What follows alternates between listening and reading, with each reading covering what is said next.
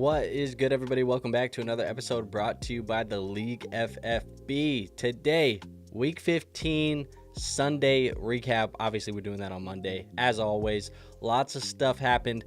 I feel like the sentiment that I'm getting from online, from the Discord, from people who watch the channel, there was a lot of fantasy football upsets in the first round of the fantasy football playoffs. I don't know, man. I don't know. I had a 3-seed team that ended up getting bounced in one of my dynasty leagues. I had Derrick Henry on the roster. I had Tua on the roster. I had some other guys that were playing good football and then didn't play good football in the playoffs. So that's kind of the sentiment that I'm getting here this week. It feels like there was a lot of upsets. Hopefully, you guys were able to win your matchups in your fantasy football leagues, unlike I was in that one league that I didn't get my buys. But if you're still looking for a win here this week, Underdog has you hooked up. We are giving a free pick to new customers who sign up using our code LEAGUEFFB. That will be Kirk Cousins a half total yard. So if Kirk Cousins goes out Monday Night Football, gets you 1 yard of offense, that part of your pick'em entry cashes. The only way you can do that, as always, is by signing up using code LEAGUEFFB, as you can see, and they will also give you up to $1,000 in bonus cash when you sign up using that code. So you get some free money from Underdog as a bonus for signing up, supporting this show. You get the free pick'em to help you win some more money, and hopefully it's just lots of money and lots of winning going all around for you guys here over on Underdog. Now, we are here to recap the games. I see we got Jake in the chat. Jake, what up, man? He says, yo, what is good, Andrew? What's good with you, Jake? Hopefully you were succeeding in some of your fantasy football leagues this week. Now, we are going to get into these games, and my Minnesota Vikings have not played yet. As you guys know, we usually start with the Vikings game, talk a little bit about that. They haven't played yet. They play Monday Night Football tonight. Double header here on Monday Night Football. Jake says, if you're the Panthers at 103 in this year's draft, is Travis Hunter a lock? If he's available at 103, potentially. I think there's a chance that Travis Hunter might end up going 101, 102, potentially, if there is the right situation for a trade-up or something like that. Now, Jake says Skull, also Demont tore UCL. I think it's MCL that he tore, but yes, he did get injured, and that sucks for him. But let's hop right into this game. The first game we're going to talk about here in this week's matchup is going to be the Kansas City Chiefs and the Cleveland Browns. Now, Kansas City wins this one 21-7. Cleveland falls to 3-11. Kansas City moves on to 13-1. Patrick Mahomes goes 19 for 38 on 159 yards and 2 touchdowns. Now, Patrick Mahomes got banged up in this one as well. They're calling it a mild high ankle sprain. Sounds like he's potentially going to miss time. It's unclear whether or not he's going to miss time yet or not, because they said he'll see how he feels throughout the week of practice. Now, if he cannot go, unfortunately, in the fantasy football playoffs for you, that means that you're going to be looking at the waiver wire. You're going to be looking at a guy like Carson Wentz. Carson Wentz came in. He went 2 for 2 for 20 yards. Filling in, I think Carson Wentz is interesting if you need him, if you have Mahomes. Just because we know that at times Carson Wentz can sling the football. He's kind of Jameis Winston-esque. Maybe not fully Jameis Winston, but, kind of the same vibe. I don't know, man. It's going to be interesting. It's not like Patrick Mahomes was going to be a guy that was like winning you championships, because he just hasn't been playing great football this year. But still, it sucks to lose a guy like that potentially going into the semifinals of your fantasy football playoffs. Now, rushing wise for the Kansas City Chiefs, this was annoying. I'm not going to lie. Kareem Hunt, he gets 13 for 45. Pacheco goes 13 for 32.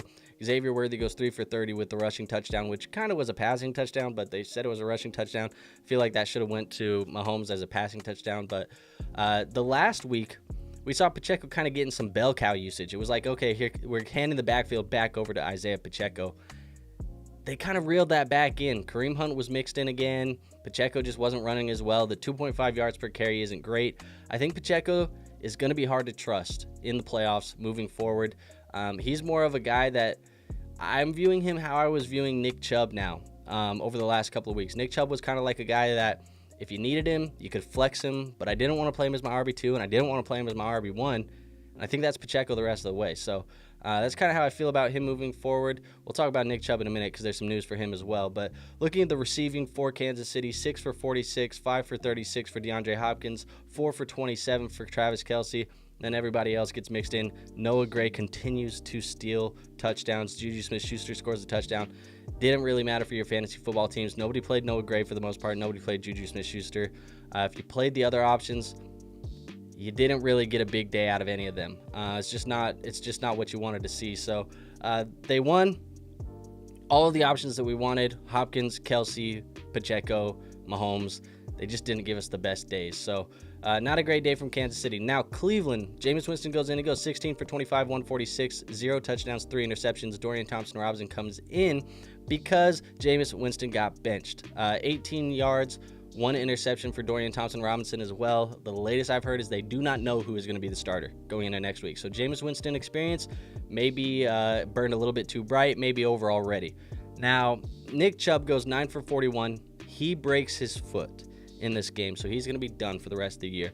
Jerome Ford, massive league-winning potential for you in your fantasy football leagues because he goes 7 for 84 on the ground with a rushing touchdown. He also had 2 for 20 in the air in this as well. He's going to become a somewhat of a bell cow, a modern-day bell cow in this backfield moving forward. I think that there's a chance that he's going to be available in over 50% of leagues. I haven't looked at the official numbers right now, but he is probably going to be available, and he's going to be a guy that everybody should be running to the waiver wire to pick up this week because he has the ability to be a plug-and-play RB2, I think, almost immediately, and potentially a league winner. So I would be going to grab him as soon as I could. Now, receiving-wise for Cleveland, Jerry Jeudy goes 11 for 108. He just seems like a locked and loaded, wide receiver 2, maybe even a wide receiver 1 at this point moving forward.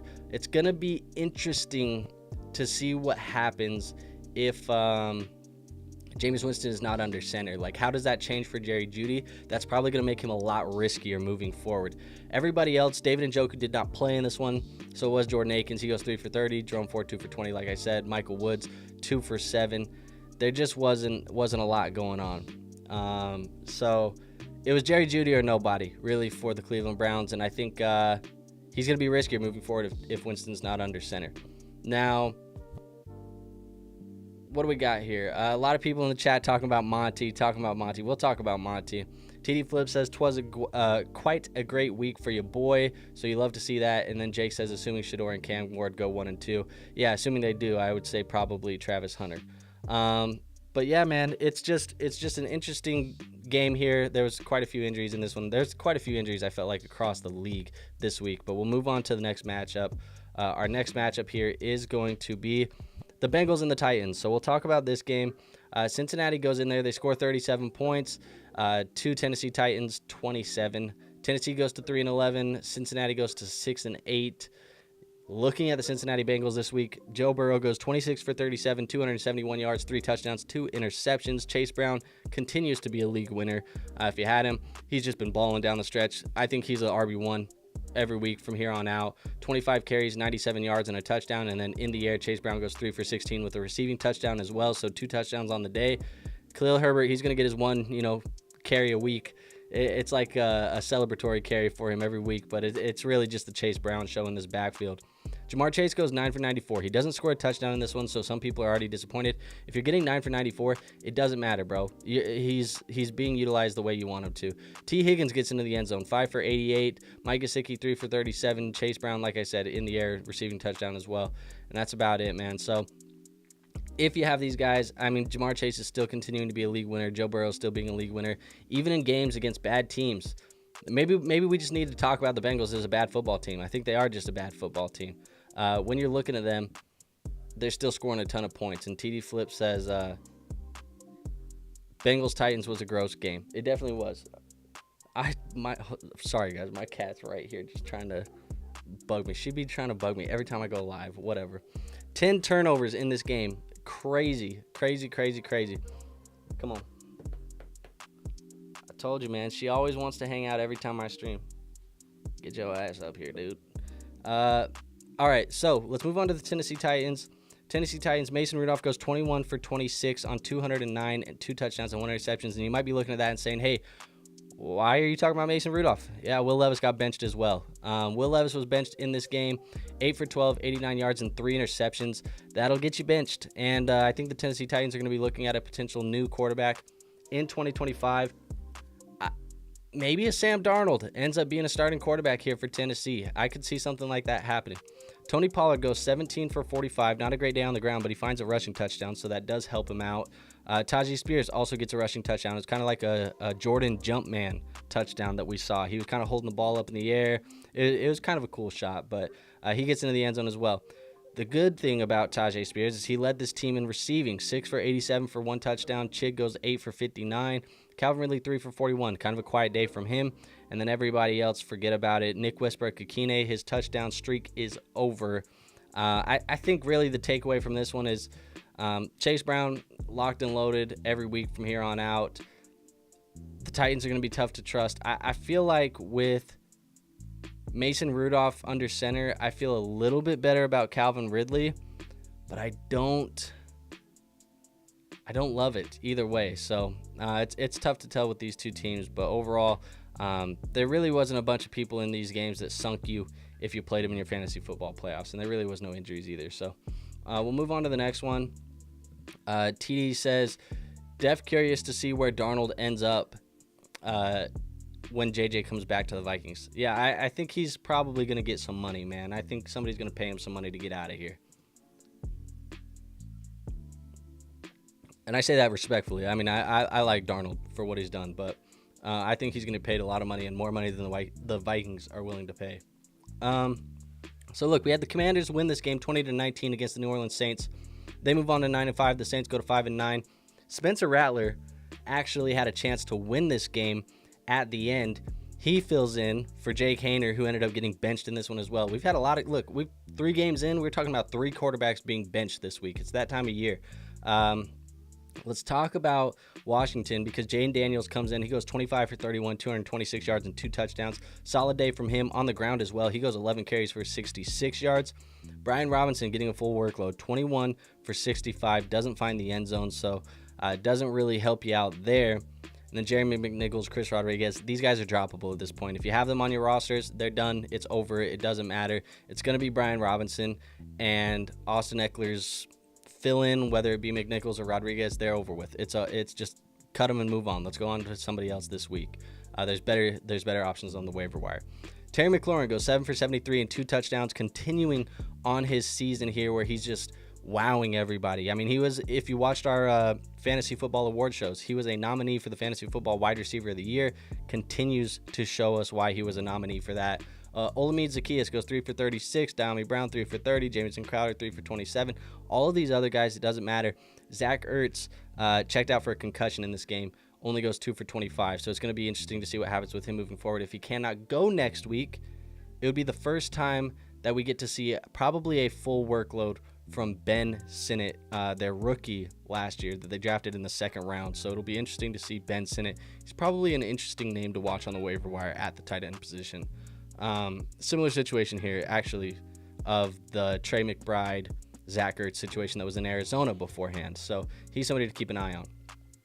Going to New Orleans, like I said, Rattler had a chance to win this one at the end. They went for 2 to win the game. He actually threw a pretty decent ball to Juwan Johnson. Juwan Johnson does not come down with it, so they end up losing 20-19. Rattler goes 10 for 21, 135 and a touchdown. Haener goes 4 for 10 while he was starting this game. Did not finish it. Kendrick Miller leads the way rushing, 9 for 46, no touchdown. Alvin Kamara goes 5 for 12, only 2.4 yards per carry. Not great. Still not worried about Alvin Kamara in the fantasy football playoffs. Kendrick Miller is going to be involved, but Kamara is still going to be Alvin Kamara. And the reason why is you see in the receiving department. Marquez Valdez-Scantling goes 2 for 64. Alvin Kamara goes 4 for 58 and a receiving touchdown. The receiving touchdown was a one-handed that was pretty damn good. Foster Moreau goes 4 for 39 and a touchdown. Juwan Johnson 2 for 12, and so on, so on. There is potentially a chance that we are getting close to a Chris Olave return. If Chris Olave returns to the lineup, I think you could probably play him almost immediately in the lineup, but we need to see how that works out the next week or 2 over practices. But you may get him in the championship week. You may get him this week, potentially. I think he is eligible this week. I have to double check that. But overall, nobody here really sinking you either. If you were relying on, an Alvin Kamara, maybe he didn't give you the boom performance that you wanted, but the receiving touchdown does help you out here in today's game, or I guess yesterday's game. TD says Rattler probably would have won if he had a single starter on the field. LOL. No Hill, Olave, Shaheed, or even Kamara in the last quarter. Saints want to lose at this point. Anyways, beat up AF. It's pretty much a backup team. They should wrap it up and kind of throw in the towel for the year for the most part. TD says Miller had no targets even after Kamara went out, sadly. So yeah, it's just overall not a great vibe for the Saints down the stretch.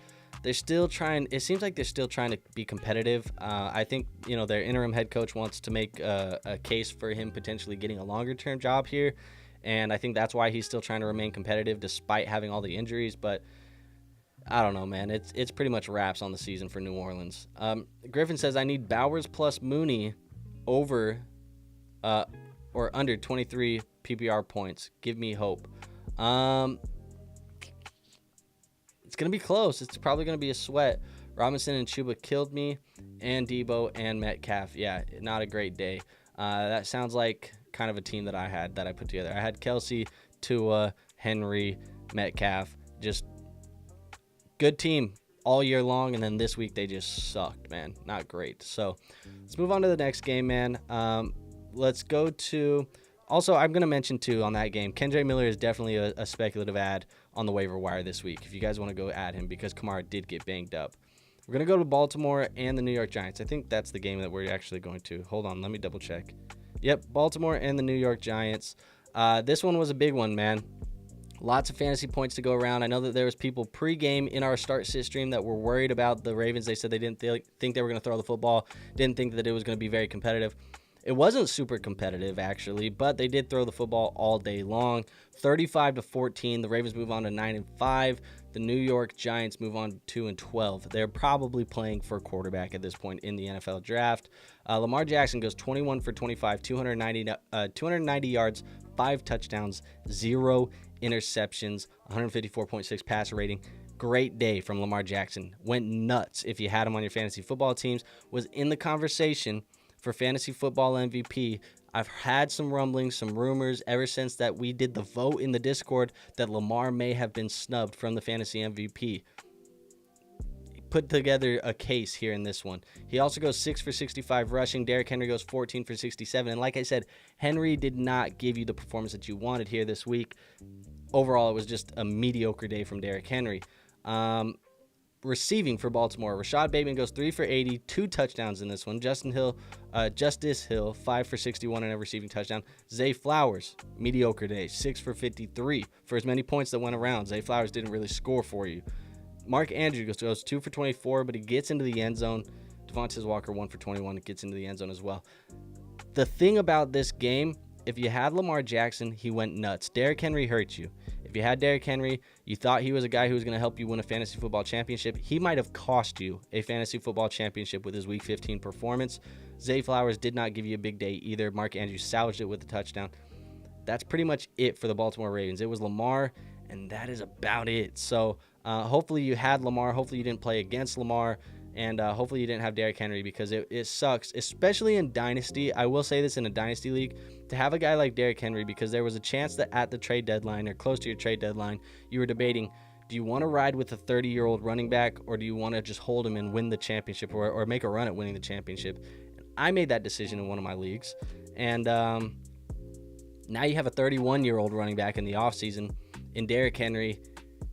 And he probably got bounced in the first round of the playoffs if you didn't have a bye week, because he goes out and gives you a dud performance. It's not great overall. For the New York Giants, Tommy DeVito in this one, 10 for 13, 68 yards. Tim Boyle goes 12 for 24. Everybody is playing quarterback for the Giants at this point, and none of them are going to matter, because next year it's going to be somebody else. Jake was talking about Cam Ward potentially being the QB. Cam Ward even said, if he plays for the New York Giants, he's just going to be here to make plays. They're going to be looking at another quarterback next year. These guys really don't matter at this point, and you're not starting these guys in fantasy football. Tyrone Tracy, he's a player that we said we felt comfortable enough that he could play this week because of the receiving ability from Tyrone Tracy in this backfield. That did not happen with Tim Boyle under center. He goes 10 for 31 on the ground and only 1 for 4 receiving in the air. So Tyrone Tracy gave you a stinker day, a dud day as well. Singletary stole the touchdown, 8 for 25 on the ground. Malik Neighbors showed up, though, 10 for 82 and a touchdown. Big day from him. Wandell goes 4 for 38. Daniel Bellinger, 3 for 35.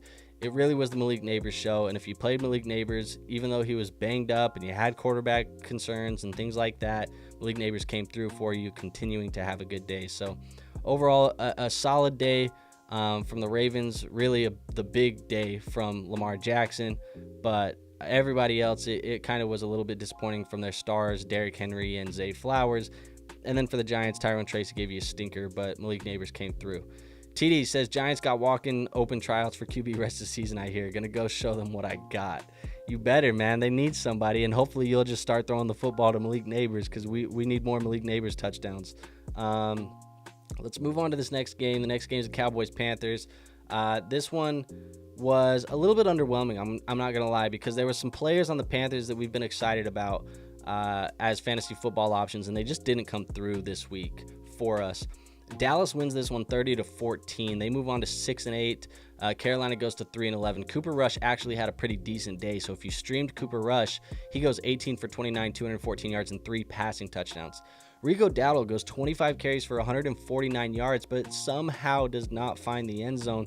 We needed him to get into the end zone because this profile is one of the best matchups for him. He didn't even get used in the receiving game at all, but 159 or 149 yards, you're not going to really be too upset about that, but you could have had a really big Rico Dowdle day here. CeeDee Lamb goes 9 for 116 and a touchdown. Brandon Cooks 3 for 34, now back into the lineup. Jake Ferguson 2 for 23. A little bit disappointed in Jake Ferguson. This could have been a big day for him, and then he just did not get used. The matchup looked good on paper. I was expecting more out of Jake. Jalen Tolbert and Jalen Brooks, both of these guys find the end zone only on 1 reception each. And really, it was just CeeDee Lamb and Rico Dowdle and Cooper Rush. And those guys all kind of just gave you good fantasy football days, and everybody else was non-existent. I think the only other guy you may have considered playing was Jake Ferguson. And like I said, he was a little bit disappointing. Bryce Young goes in here, 19 for 28, 219, 1 touchdown, 2 interceptions. Not the same Bryce Young we've seen over the last couple of weeks. It's a little bit of a better defense ever since Micah Parsons got back into the lineup. Chuba Hubbard. With Jonathan Brooks out of the lineup for the rest of the year, we expected him to kind of turn into a league winner again down the stretch. 10 carries for 32 yards. That is not what you want to see out of Chuba Hubbard if you were relying on him. 4 for 17 in the air for him as well. Not good overall from Chuba. Jalen Coker back in the lineup, 4 for 110. He gets a long touchdown. It was 83 yards. So a lot of that production really comes on one play. Adam Thielen, a guy who we felt very good about over the last couple of weeks because he's put together a couple 15, 20-point performances. He went 5 for 51. Wasn't as big of a day. You'd assume that it would have been bigger too with them trailing the majority of the day. It just didn't pan out that way for whatever reason for Adam Thielen. So hopefully he was just in your flex. He didn't sink you if you played him. I think he still got you about 10 points in a full PPR. So it is okay, but you wanted more from Adam Thielen, I think, if you were going to play him. Griffin says the real Bryce Young showed up. Potentially, man. We'll see. Bryce Young's played decent enough football. It feels like he could potentially go into next year as the starting quarterback for the Panthers, but I think it's still up in the air. He should have a couple more weeks to kind of show it off. But overall, nothing crazy out of this game. I think there was more disappointment on the Panthers side of the ball. Adam Thielen, you wanted a better day from. Chuba, you wanted a better day from. Leggett didn't even really show up at all. And then Cowboys kind of surprised. I think Cooper Rush had one of the better performances, or one of the more impressive performances of the weekend. Rico Dowdle really running the football well, and CeeDee Lamb there. So overall, underperforming game from the Panthers, but a decent day from the Cowboys. Let's go on to the Jets-Jaguars. This was a interesting game as well, and I think a game that I didn't really I'll just be honest, I didn't expect from the Jags. Or the Jets, to say the least, I guess. New York wins 32-25. They move on to 4-10. I don't know what winning a football game does for them at this point. Jacksonville, 3-11. They're going to be playing for one of the top picks in the draft. But you got flashbacks, man. Flashbacks of old Aaron Rodgers and Davante Adams. Aaron goes 16 for 30 for 289 yards and 3 touchdowns in this game. He goes 6 for 45 rushing on the ground. Actually leads the way for the Jets, which is absurd that he would lead their team in rushing when you have Breece Hall in the lineup and Braylon Allen and Isaiah Davis all getting touches. It's insane, but that's what happened. Breece Hall, he got into the end zone, so if you played him, I said before the stream, if Breece Hall is active, I'm probably just going to throw him in the lineup and live with the results. It wasn't looking good until he got into the end zone. 30 yards, a touchdown, 2 receptions for 21 yards. The day's salvageable. It's not going to kill you, but it's definitely not what we wanted. It looks like it's kind of a committee moving forward with Davis getting involved and Braylon getting involved and some of these other guys there. So we'll see next week. I'm probably still nervous about him for the most part. Davante Adams, 9 for 198, 2 touchdowns on 12 targets. You saw him on the thumbnail. Dude had a baller of a day. If you had Davante Adams, you might have even been considering sitting him because he just hadn't been playing great football. He'd been okay, nothing spectacular. Hopefully you played him. Hopefully you didn't play against him because he went nuclear, one of the best performances of the week. Garrett Wilson goes 3 for 56, finds the end zone as well. And then everybody else, it was what it was. But really, I don't think this is stuff that's going to carry over, into next week or maybe even beyond. This feels like one of those one-off games. Adams going 9 for 202. That just doesn't feel like that's going to happen next week. It's just, I don't know, man. It's hard to trust the Aaron Rodgers and the Aaron Rodgers-led Jets. It's just tough to trust them at this point. Let's go on to the Jags. Now, I don't want that to be negative. If you played them, you're very happy with what they did for you this week. Now let's move on to the Jags. Mac Jones goes 31 for 46, 294, 2 touchdowns and 2 interceptions.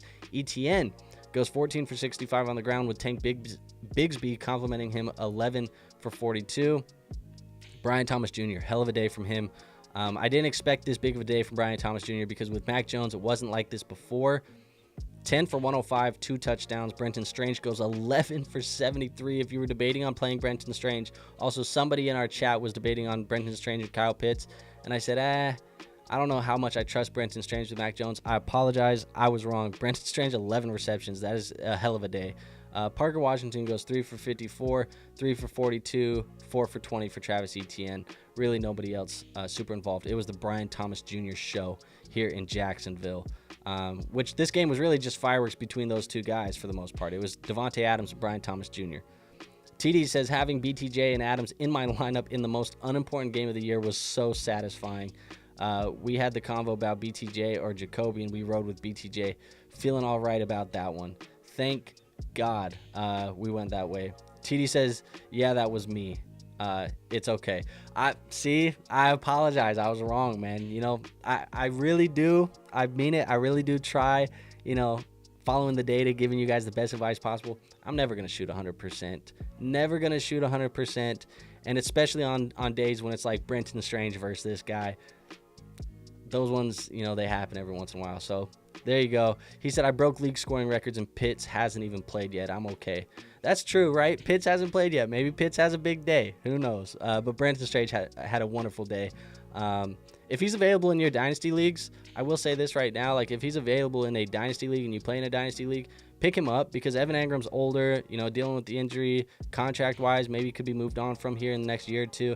Brenton Strange is interesting, man. He's interesting. Definitely worth a pickup. And TD says, nah, it's fantasy. None of us can. I'm glad you feel that way, man. Sometimes people feel a little bit more negative about that. They expect you to be perfect. So it is what it is. Let's move on to the next game. We're going to go talk about the Dolphins and Texans. And goddamn, we were talking about that day from Brian Thomas Jr. and Davante Adams. Those guys won you a week if you had them. Tua Tagovailoa lost you a week if you played him. And this guy played him in a league, a super flex league. Houston Texans, they win this one 20-12 against the Dolphins. The Dolphins fall to 6-8. The Texans are 9-5. CJ Stroud goes 18 for 26, 131 yards, 2 touchdowns. Stroud is still not having the year, man. Stroud hasn't been great all year, but they still win some football games. Dare Ogunbowale goes 1 for 35. Mixon goes 12 for 23. He got banged up in this one as well. Came back into it. Should be okay, hopefully, moving forward, but it's probably going to be a little bit sore. It's the ankle, by the way. Joe Mixon, 5 for 33 on the air. In the air. Tank Dell, 2 for 26. Nico Collins, 4 for 17. Only 17 yards, but he scores 2 touchdowns. So you're all right with Nico Collins. Everybody else does what everybody else does. There was just not a lot to go around. I mean, when C.J. Stroud is throwing 131 yards, nobody eats for the most part. So Joe Mixon, probably not giving you what you needed this week. Probably a guy who helped you get into the playoffs. One of the best fantasy football running backs this year. Stinks in week 15, just like Derrick Henry did as well. We'll talk about another guy who stunk in week 15. A lot of these top tier guys put out duds for you this week. It's unfortunate. Moving on to Miami, Tua, 29 for 40, 196, 1 touchdown, 3 interceptions. Horrible day from him. Devon Achane goes 12 for 41. Raheem Mostert 6 for 8. Malik Washington is leading the way receiving for them, 5 for 52. Jonnu goes 9 for 48 and a touchdown. So if you had him in a tight end premium league, the receptions, the touchdown, they saved you. Definitely probably the best performer from the Dolphins without a doubt in this one. Tyreek goes 2 for 36. Dud day from Tyreek Hill. Achane goes 7 for 35 in the air, so he helped you in the PPR leagues. And then Jalen Waddle, 0 for 0, gets hurt in this one as well, so he got banged up. Just not a great day. Tua also lost a fumble in this game, so lots of turnovers from the Dolphins, not a lot of points. Jonnu gets the touchdown, but Tyreek, dud performance. Joe Mixon, not a good performance. Achane, mediocre performance. Tua, dud performance. C.J. Stroud, dud performance. This game was bad for your fantasy football teams unless you played Jonnu Smith or Nico Collins. Those are the only guys that really felt great for you here this week. So unfortunate there. The Dolphins are interesting, man. I don't know what they're going to do this offseason, but I think that there's got to be probably a few changes made with this team. I don't think Mike McDaniel is going to get fired, but I think there's got to be some changes here because this feels like a team that's really underperformed, and I know Tua missed some time with that concussion, but they got to figure it out, man. Colts Broncos. Let's move on to this game. The Colts lose 13-31 to Denver. Bo Nix didn't even really play that good of a game in this one, but they still won 31-13. Indianapolis is 6-8. Denver goes on to 9-5. You're looking at a playoff team here in Denver, I think, moving forward. Bo Nix goes 20 for 33, 130 yards, 3 touchdowns, 3 interceptions. Like I said, not great football from Bo Nix here in this game, but still a dominant performance. Shout out to that defense. Bo Nix goes 8 for 23 on the ground. Jaleel McLaughlin, 7 for 21. Javonte Williams, 6 for 15. Audric Estime, 5 for 13. This is a full-blown 3-headed committee here in Denver. Sean Payton does this. Javonte Williams cannot be trusted, I think, as a starter. Moving forward, I think all of these guys are just flex dart throws. McLaughlin, dart throw. Javonte, dart throw. Audric, dart throw. All of these guys are dart throws in the backfield. Denver receiving. Cortland Sutton, one of the better picks you probably made in the later rounds this year, who's been performing very well, underperforms here in the fantasy football playoffs. 3 receptions for 32 yards and a touchdown. Got close to that. I think he ended up finishing with about 9 points or 10 points there. Still, you're not very happy about that if you've had Cortland Sutton because he's been balling all year long, and he didn't do it in this one. Everybody else, there was really nobody you cared about. Troutman, Marvin Mims, Nate Adkins, Troy Franklin, Lucas Kroll, Lil Jordan Humphrey, Devon Vele. You weren't playing any of those guys. You didn't care about any of those guys. Those guys really didn't do anything for you anyways. Troutman found the end zone. Adkins found the end zone. It is what it is. It was really just Cortland Sutton that you probably cared about and Bo Nix, and both of those guys I think underperformed based on the expectations that they had here and the fact that they scored 31 points, and that's about the day that they came out with. Looking at Indianapolis, Anthony Richardson goes 17 for 38, 172 yards, 0 touchdowns, 2 interceptions in this game. Jonathan Taylor goes 22 for 107, and he had a touchdown that he dropped the ball going into the end zone. Didn't count.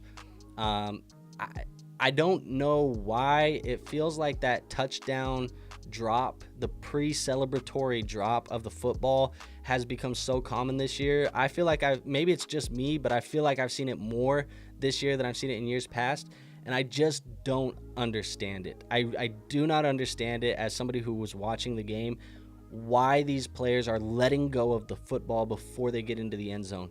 Just hold the fucking ball, bro. Just hold the ball. You don't have to throw it. You don't have to drop it. You don't have...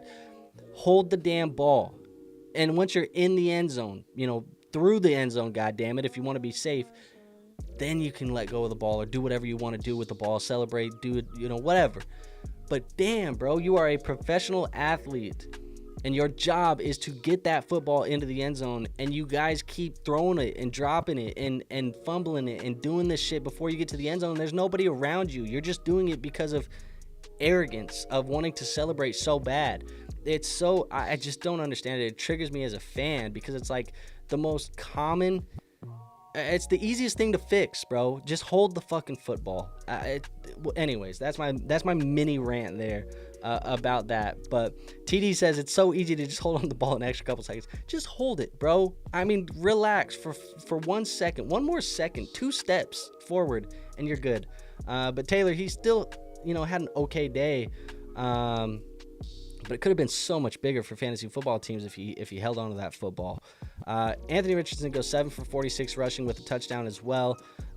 Receiving wise, Michael Pittman goes 6 for 58. Kylan Granson goes 3 for 47. Josh Downs back in the lineup, 3 for 32. I think Downs was more of a flex play this week, and he kind of performed as a flex play, and it was a little bit of a bust play anyways. And then Jonathan Taylor 1 for 4 in the air. Adonai Mitchell, he goes 0 for 0, and he throws a pass across the field. It was like a trick play, and he threw it right to the defender's hand. Nick Bitonio, or whatever his name is, threw it to him, went all the way for a touchdown. So disastrous. It is what it is, man. I don't really got too much to say about this game other than I was just frustrated with Jonathan Taylor. Moving forward, let's go to this was a hell of a game. Bills-Lions. Bills-Lions is the next game. 48 points from the Bills, 42 points from the Lions. As a Minnesota Vikings fan, I can't lie. It was good seeing the Lions lose, man. We needed them to lose a game. They should have dropped last week's game as well, and they finally dropped this one. But I don't want to sound like a hater. Josh Allen goes 23 for 34, 362 yards, 2 touchdowns. Also on the ground, he goes 11 for 68 and 2 touchdowns as well. I'm telling you right now, Josh Allen is playing some of the dopest football I've seen him play in his entire career. This dude is on fire, and he's been killing it for fantasy football teams. He has almost, at least in my league where we have, most of my leagues, we all have 6-point passing touchdowns. He has scored almost 100 points for fantasy teams over the last 2 weeks. He has been an absolute heater for fantasy football. James Cook also goes 14 for 105 and 2 touchdowns against a really decent Lions defense.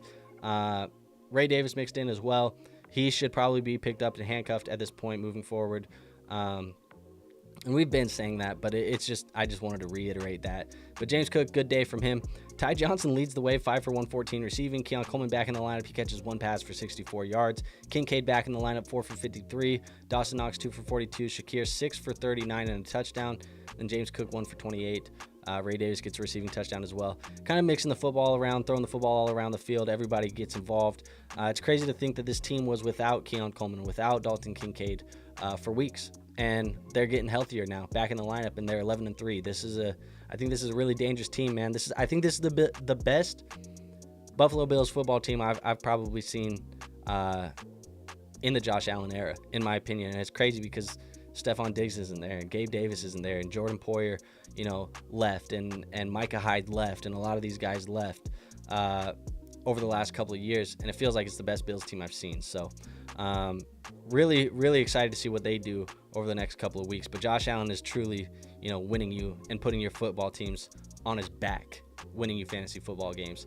Jared Goff had a hell of a day as well. 38 for 59, 494, and 5 touchdowns. Shout out Johnny Detroit. Johnny Detroit said that he thought the game script was going to have Goff throwing the football 50 times. I hope he bet the over on 50 attempts because it went 59. Jahmyr Gibbs goes 8 for 31 and a touchdown. Jared Goff 2 for 13. Dave Montgomery 5 for 4. This is the thing. Dave Montgomery tore the MCL. At least that's what it's been sounding. He came back and he actually played in this game. So what the hell happened where he tore it and then came back in and played? That should speak to how tough Dave Montgomery is. But Jahmyr Gibbs, the rest of the way, an absolute league winner. He is going to go nuclear the last couple of weeks of the season. He is going to boom. Probably the running back. I'm bold take right here. The running back 1 over the next 2 games. 15 and 6 or 16 and 17 in those championship weeks. He's going to be the top running back in fantasy football, in my opinion. I think Craig Reynolds is probably next guy up. You need to look at Craig Reynolds potentially on the waiver wire. If you had David Montgomery, you need somebody to fill in. Receiving wise for Detroit, Amon-Ra St. Brown goes 14 for 193 and a touchdown. Had a stellar day for you. Sam Laporta goes 7 for 111. Big day from him as well. Gibbs 5 for 83 and a receiving touchdown. Jameson Williams 3 for 37 and a receiving touchdown. Dave Montgomery goes 4 for 31 and Tim Patrick goes 4 for 30 and a receiving touchdown as well. Dan Skipper gets a touchdown as well. Dude, everybody ate. Even Laporta, not getting the touchdown, but he goes for 111. All of these guys are going to be guys that helped you win your week. Just was really good from all of them. So just lots of points going around. I think there's really nobody in these games that got you disappointed. Shakir came through for what you really wanted. It wasn't the biggest day, but he came through enough. James Cook came through. Josh Allen. Everybody pretty much except David Montgomery. I mean, it's pretty much everybody but David Montgomery, and he just got hurt. And so you can't really blame the kid either. So big day. Amon-Ra's 66-yard touchdown was very unexpected. Amon-Ra and Gibbs came through for me from Austin as well. Says, I have Gibbs and Montgomery. TD says, oh, Gibbs, the guy that I have in almost every league? Bet. And then Austin says, yeah, he should be. He's has the offensive line and now has the backfield, 20-plus touches from here on out. Yeah, I have Gibbs in a lot of leagues as well. So we should be eating right now the rest of the way with Jahmyr Gibbs. It should be fun to watch. But if you're in Dynasty, don't get it twisted. David Montgomery's not going anywhere. He's going to be here. No matter how good the back half of the year is for Gibbs, Monty will still be here next year. Let's go to the next game. We're going to talk about Steelers-Eagles. And I said that there was another top-tier running back that dudded you and gave you a bad performance, and you were not happy with it. His name is Saquon Barkley. Man, Saquon Barkley gave you a dud performance. The Eagles win, though, 27-13. The Steelers fall to 10-4. The Eagles are 12-2. There's arguments I've seen on ESPN today. I was at the barbershop watching ESPN, hanging out with the guys. There's arguments. I'm hearing rumblings that people think that Philly's the best team in football right now. I don't know if I agree with it, but people are saying it. Jalen Hurts goes 25 for 32, 290, and 2 touchdowns. They said that the passing game was broken in Philly. I think they made it a point to prove that it wasn't broken here this week. Saquon goes 19 for 65, no touchdown. 2 weeks in a row. Week 14 and week 15, probably the two most important weeks, I think, for most teams that are not bye-week contenders. Saquon does not show up for you. 19 for 65. Jalen Hurts goes 15 for 45, another rushing touchdown. It just wasn't a good day, man. And Saquon, as good of a year as it's been for him, unless you had a bye week, unfortunately, you're probably not even in the playoffs anymore or not playing for a championship. You might be playing for a fifth-place game or whatever it may be. But Saquon's killed a lot of teams in the last 2 weeks, and I think that's going to leave a bad taste in a lot of people's mouth. And don't hear what I'm not saying. The year has been fantastic, but it's been disappointing the last 2 weeks for Saquon. A.J. Brown goes 8 for 111 or 110 and a touchdown. Davante Smith goes 11 for 109 and a touchdown. And then everybody else didn't really get involved. Look, man, A.J. Brown and Davante Smith, with Davante back in the lineup, these guys are going to keep feasting. Are they going to pass like this every single week? I don't think so. I think this was more so, like I said, to prove a point. They said that the passing game was broken, and they said, hey, look, we can still get our top two receivers 100 yards apiece and a touchdown each. A.J. looked like he re-aggravated an ankle injury. It looked like a hip drop tackle. It was not called a hip drop tackle. He got rolled up on, kind of limped off the football field. I'm going to be keeping an eye on him. I don't expect him to miss next week, but we need to keep an eye on the practice reports, because if he comes in a non-participant in a limited practice or a non-participant, whatever it may be, makes me nervous, because A.J. Brown's going to be needed in week 16. But if he's out, could be Davante Smith to the moon. That 11 receptions for 109 yards and a touchdown, that could become the norm if A.J. Brown is out. So keep an eye on him. I don't expect him to miss at this point, but with the Eagles 12-2, maybe they choose to rest him just to get him healthy, because they're thinking, NFL playoffs, not fantasy football playoffs. No NFL team is thinking fantasy football playoffs. Let's go to Pittsburgh. Russell Wilson goes 14 for 22, 128 and a touchdown. Not a good day from Russ. Najee goes 6 for 14. Jaylen Warren 4 for 12. This is a tough defense to run against, and it showed. Nobody had a good day there. Receiving, Calvin Austin goes 5 for 65. Freiermuth 3 for 22 and a touchdown. Mike Williams 115, blah, blah, blah, blah, blah. No George Pickens, big problems for Pittsburgh. They probably threw out there the worst wide receiver room in football for the week. It was Calvin Austin and Ben Skoranek and Mike Williams. It's probably the worst wide receiver room for the week thrown out there. Freiermuth got the touchdown, but nobody. I benched all Steelers options this week for me going into the week because it felt like it was bad news, and it was bad news for him. So Austin says it's between them and the Bills for me, or the Lions, but they're just very hurt right now. So that could potentially be the best team in football. I think right now, and if it was my personal opinion, the best team in football is Buffalo. But yeah, there's some good teams, man. There's some good teams in the league right now. But that's that game for you guys. Saquon going from fantasy football MVP nominee to selling you in the last 2 weeks of the season for the most part. Patriots Cardinals. Let's go to this game. The Cardinals win this one 30-17. Kyler Murray goes 23 for 30, 224 yards, 0 touchdowns, 0 interceptions. Not a good day from Kyler Murray. He also got hurt in this one. Clayton Tune filled in 2 for 2 for 8 yards. It didn't matter too much, but it was something to monitor. James Conner on the thumbnail for today's video. Monster day. 16 for 110, 2 touchdowns on the ground. How about 5 for 28 in the air as well? On top of that, in our PPR league that we have, he finished with about 30 points. Big ass day from James Conner. That's one of those ones that wins you the league. And his fantasy football schedule the rest of the way is great. So he could have some more big weeks loading up here for the Cardinals. Trey Benson, 5 for 22. Needs to be rostered in all formats because, like I said, with the James Conner schedule, Benson would be next guy up. Trey McBride goes 9 for 87. Still cannot find the end zone. Dortch goes 3 for 60. Marvin Harrison, 2 for 32 and 0 touchdowns. Marvin's been a little bit disappointing. He's still being disappointing. I just feel they're not using him correctly, man. I just don't think that they're really using him the way that he needs to be used. He, to me, is being used right now as a deep threat, big play wide receiver, and he needs to be used more so like a possession wide receiver. I think they should start trying to use Marvin the way that Detroit uses Amon-Ra and the way that Minnesota uses Jefferson. I think they should be trying to use him that way, but they're not. They're trying to use him almost like Jamar Chase is being used out there in Cincinnati, and they're not the same type of guy. It's Marvin play style is closer to Amon-Ra and Justin than it is Jamar Chase. He's not the big X wide receiver out there that's going to body you and beat you with his athleticism. That's what Jamar does. They need to use him a different way, and they're not. So we'll see what happens there. But New England, Drake May goes 19 for 23, 202 yards, a touchdown and interception. Ramondre goes 13 carries for 69 yards. Kendrick Bourne 3 for 44, Austin Hooper 3 for 38, and yada, yada, yada, yada. Doesn't matter. All of those wide receiver options for the New England Patriots we probably weren't playing, probably shouldn't have been playing. The only one maybe you played was Hunter Henry. He goes 4 for 25, so not a great day from him either. But just not a good day from the Patriots, and they're just a bad football team too. They're going to be looking to potentially get their wide receiver one of the future here this offseason, whether that be in free agency or the NFL draft. I think T. Higgins and Tedero McMillan make the most sense in New England. Would love to see either of them go there.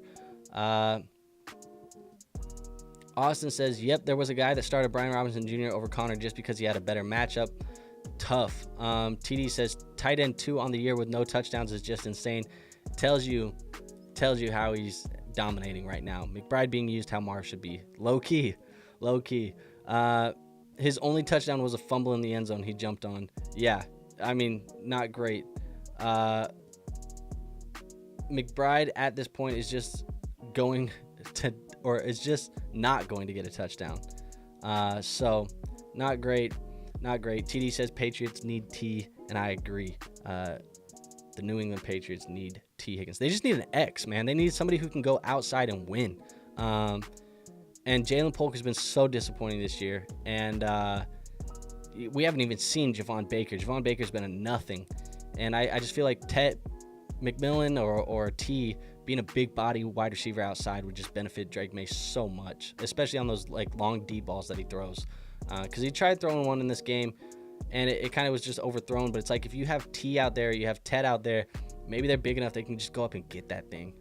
So I'd like to see him do something different, but yeah, man, it's just different, man. I think James Conner, the schedule dictates he should be a pretty good guy down the stretch for us in fantasy football.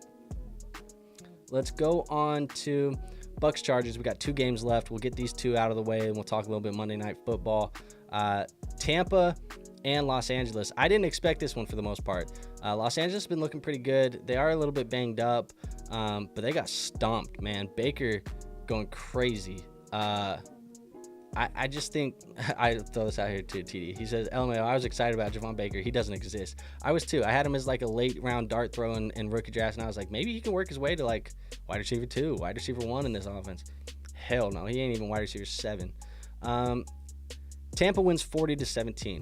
Baker Mayfield goes 22 for 27, 4 touchdowns and an interception. Has a good day for him. Bucky, you needed him. If you played him, 15 for 117. That's a solid day from Bucky Irving. Rachaad White goes 15 for 64. Mike Evans, 9 for 159 and 2 touchdowns. Huge day from him. It's kind of been brushed under the rug because there was big days from Davante Adams, big days from James Conner, big days from, some of these other guys. Mike Evans had as big of a day as anybody else, and it's kind of been brushed under the rug. Jalen McMillan goes 5 for 75 and a touchdown. He's interesting. He's very interesting to me because in Dynasty Leagues, we all kind of like Jalen McMillan, and he hadn't had the good start to the year. But over the last couple of weeks, with Godwin out of the lineup and Evans in the lineup, McMillan is seeing some big plays. He's seeing some touchdowns. I think he has 3 of them in the last 2 games. He's an interesting guy, I think, this offseason for the Bucs. Cade Otton, 2 for 24. I think the Otton stuff is dead. It is about as dead in the water as it can be.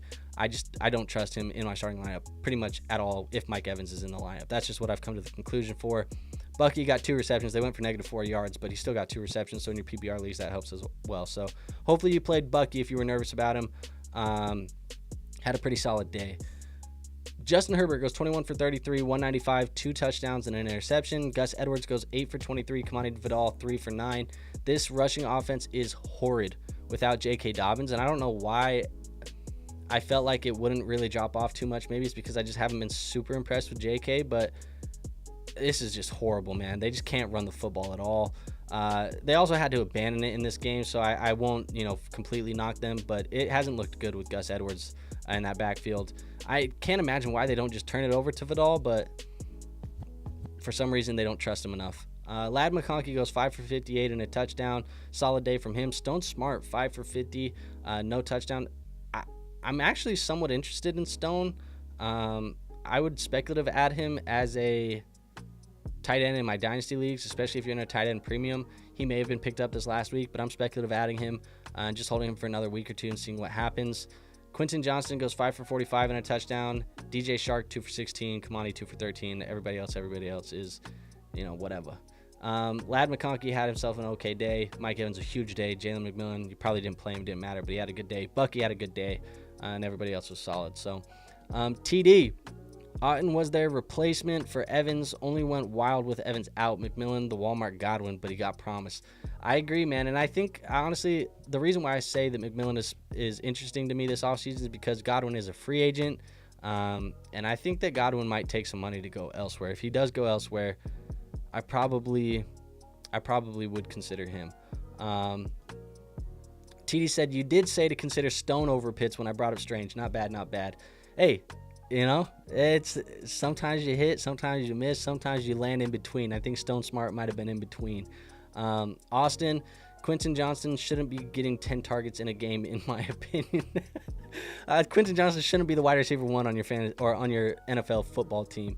I guess McConkey's probably the number 1, but that needs to be flipped. McConkey needs 10 plus targets a game for sure. Let's go to the last game, Sunday Night Football. I'm not going to lie, guys. I was trying to watch this one with one of my buddies on a stream. He lives in Seattle. This game was boring as F. I'm not going to lie. This game was so boring. We ended up stopped watching it. We ended up watching some old YouTube videos we made back when we were in college about halfway through. But Green Bay, they win this one 30-13 or 32-13. For Seattle. Sam Howell comes in this one because Geno Smith got hurt, so we'll talk about that too. Jordan Love goes 20 for 27, 229 yards and 2 touchdowns. Josh Jacobs goes 26 for 94 and a touchdown. Jaden Reed 3 for 27. Josh Jacobs keeps getting the work. He's a bell cow at this point. You're going to keep playing him. It's matchup proof. He's just a massive, I think, volume play at this point. Christian Watson goes 3 for 56. Josh Jacobs 4 for 42. Romeo Doubs catches 2 touchdowns. Maybe you flexed or streamed Romeo Doubs. He did all right. Tucker Kraft 2 for 34. Not a good day. Jaden Reed, he didn't give you the goose egg, but 5 for 34 ain't great either. It was just pretty much Green Bay got up early. 14-0 in the first quarter, and they just let Josh Jacobs kind of run and control the game script the rest of the way. And TD says, go, Pack, go. And he says, yeah, we just controlled the game script. Wasn't ever close. And that's exactly why I said it got boring, man. That first quarter, once it went 14-0, I think it was 20-3 at half. It was like they're just going to play slow, and they're going to run the ball the rest of the way. Austin says, yeah, that was the worst game. It wasn't fun. It wasn't a fun one to watch. And I will say, too, this may be unpopular opinion, the uniform battle, the combination of the neon green and the all white and green Packers jerseys, horrid. I mean, it was horrible. I thought it was the worst uniform combination battle all week. It looked awful. I hated it. I don't know why. I think I hate those neon green Seahawks uniforms, and I'm not a big fan of those white and green Packers unis. It is what it is, but I thought it was a bad uniform combo too. So it's just tough to watch all around. Bad football and bad uniforms. Seattle, Jonnu Smith goes 15 for 19, 149, no touchdown and interception. Sam Howell comes in, he goes 5 for 14 and 24 yards and an interception as well. It's not going to be good, man. Hopefully Geno's healthy, because if he's out next week or doesn't play football or can't play football, it's going to really limit the upside of a lot of these options. JSN, DK, Charbonnet or Kenneth Walker. It's gonna, I don't know, man. It's not great. And if he's out, I'm nervous. Charbonnet goes 8 for 54 and a touchdown, saves his day with the touchdown because he didn't do what he did on the ground last week in this one. JSN goes 10 for 83. DK 3 for 28. He dudded you this week. Just wasn't a good week for you. He gave you a bad performance. Lockett 1 for 22. Everybody else, whatever. The only guy here is Zach Charbonnet salvaged a day, and JSN with the 10 receptions salvaged a day. So there just wasn't a lot going on. And TD says, better than Giants Saints last week at least. And he said, I thought I was the only one. I hate those crossing guard jerseys. It just was bad, man. It's a bad uniform combo, and it wasn't exciting football. So like I said, about halftime, we were about done watching that shit. So it is what it is. Let's talk about the Monday Night Football, because Monday Night Football, we have 2 games. It's a doubleheader tonight. Bears-Vikings, that should be a fun one. The Vikings are going to be wearing their winter whiteout uniforms, which are sick, in my opinion. They're like white, silver, and purple. They're sick. So talking about bad uniforms, these ones should be good uniforms. I'm excited about these ones. Should be a good football game as well. I think the Vikings are going to win. I'm obviously biased, so you guys can take that for what you will. But they win this one, we're getting that much closer to taking the number 1 seed in the NFC North, with the Lions loss last week. So it's a huge game. This is actually a really big there's a lot of implications in this game. The other game, which I'm not going to be watching a single second of unless the Vikings and Bears games finishes early and I catch the fourth quarter, because I'm going to be watching the Vikings game. You got the Falcons and the Raiders. Probably not going to be as fun. Desmond Ridder is going to be under center for the Raiders, so it's going to be Ridder versus Kirk. I expect the Falcons to win this one. Desmond Ridder doesn't wow me. It's a revenge game narrative if you want the Desmond Ridder thing, but I just think it's going to be a field day from the Falcons. I have a couple bets going tonight. Let me pull these up so I can tell you guys what I got if you want to tell me. In the Falcons and Raiders game, I got a Bijan Robinson anytime touchdown, Atlanta money line, and Drake London over 60 receiving yards. That is the same game parlay.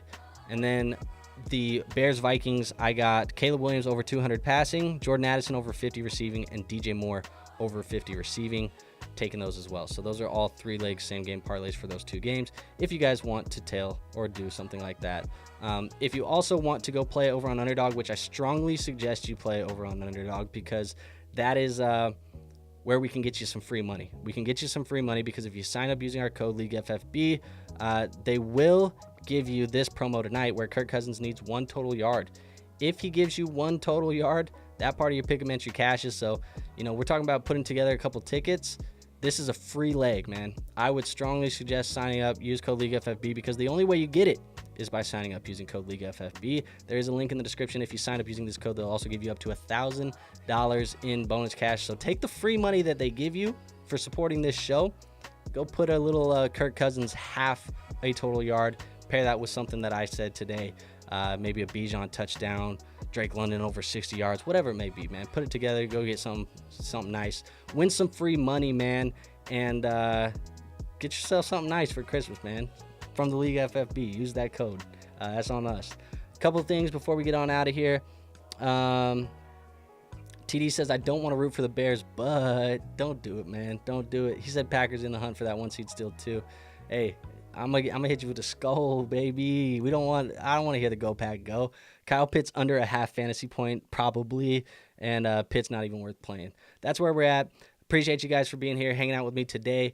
I will tell you, I am going on vacation starting tomorrow. So I'm headed home to my mom's house, to family in Las Vegas for Christmas, the holidays. I'm going to be there for like 2 weeks. There is going to be lots of content still coming out. I am planning on doing live streams, but the setup that I have is not going to be the same. I'm going to make a makeshift little setup there at my mom's house, laptop, a plug-in USB mic, use the webcam on the laptop. We're going to make it work, man. It's not going to be as high quality, but I promise you the content is not changing. The quality of the content, the information, everything's going to be the same. Hope you guys still tap in. It's just tough, man. You want to go home and you want to visit the fam for the holidays, but I still want to make the content for y'all. So we're doing the best of both worlds. If you enjoyed the content today, hit the like button, hit the subscribe button. Go join the Discord and sign up for League FFB on Underdog. That would really make my day. And TD says, have a good one, big dog. Enjoy the holidays. I'm stuttering. I'm rambling. I'm getting out of here. Y'all have a good one. Till then, peace out.